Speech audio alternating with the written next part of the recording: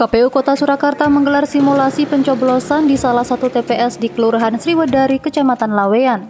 Simulasi dimulai dengan mewajibkan petugas dan pemilih yang memasuki TPS untuk mengenakan masker, mencuci tangan, dan dicek suhu tubuhnya. Kemudian bagi pemilih akan diberi sarung tangan sekali pakai setelah mencocokkan KTP elektronik dan pemberitahuan kepada petugas. Mereka akan diarahkan ke ruang tunggu dengan menerapkan protokol jaga jarak.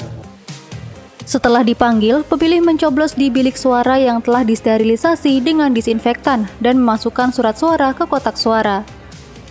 Untuk menandai, pemilih tidak mencelupkan jari, melainkan tinta diteteskan ke jari pemilih.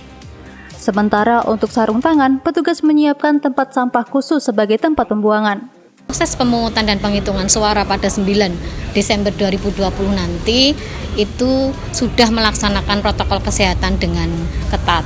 Artinya baik itu penyelenggara, pengawas, saksi, kemudian pemilih itu wajib melaksanakan protokol kesehatan. Mulai diukur suhu, mencuci tangan, kemudian diberikan sarung tangan plastik sekali pakai, kemudian membawa ballpoint sendiri, menunjukkan KTP elektronik dan chip pemberitahuan, datang sesuai dengan jam kedatangan di jadwal chip pemberitahuan, kemudian menggunakan hak suaranya dengan benar, sesuai prosedur, kemudian yang pasti tinta itu tidak dicelupkan tetapi tinta diteteskan.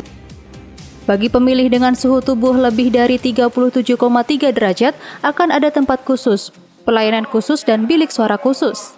Sementara untuk pemilih pasien COVID-19, petugas ber-APD lengkap akan memberikan pelayanan. Rizky Budi Pratama, RBTV.